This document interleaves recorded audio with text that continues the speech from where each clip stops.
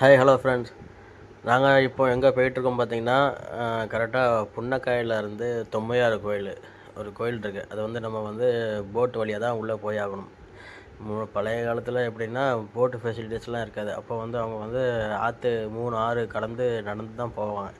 ஆனால் இப்போது வந்து முன்னாடி மாதிரி இல்லை. முன்னாடி வந்து நடந்து போனாலும் கரெக்டாக இடுப்பளவு தான் இருக்கும். இப்போ அப்படி இல்லை, தண்ணி எல்லாம் மட்டெல்லாம் ஏறிடுச்சு. அதனால் நாங்கள் வந்து போட் வழியாக இப்போது ஒரு சில ஆட்கள் கூப்பிட்டு அவங்க தான் வர சொல்லியிருந்தாங்க. சரி அப்படியே காலையில் நாங்கள் பாப்பா ஒய்ஃபோட அப்பா எல்லாமே இங்கேருந்து கிளம்பியாச்சு. இப்போ நீங்கள் பார்த்துட்டு வந்து தூத்துக்குடி ஸ்டெர்லைட்டு இங்கேருந்து கடல் வழியாக பார்த்தீங்கன்னா எல்லாமே பக்கம். அது எங்கே தெரியுது வந்து ஹார்பர். இப்போ நாங்கள் அப்படியே கோயிலுக்குள்ளே வரோம்.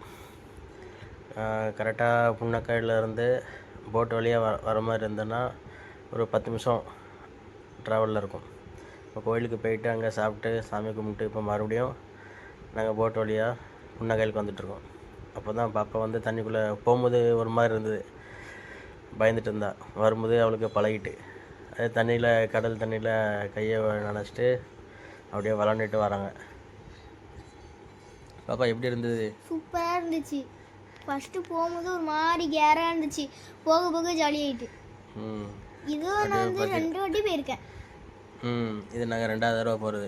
இது வந்து பார்த்திங்கன்னா இது மும்பையிலேருந்து கொண்டு வந்து இங்கே ஆர்டிஃபிஷியலாக போட்டு வளர்த்தாங்க. அது இப்போ பெரிய மரம் மாதிரி வளர்ந்து நிற்கிது. இன்றைக்கி வந்து வேலைக்கு யாரும் போகலை. ஒரு போட்டில் வேலை பார்க்குறவங்க இறந்துட்டாங்க. அதனால தான் உள்ள ஸ்ட்ரைக்கு பண்ணி இன்றைக்கி யாரும் வேலைக்கு போகலை. அதனால தான் அங்கே சுற்றி போட்டு எல்லாமே அப்படியே நிற்க வச்சுருக்காங்க.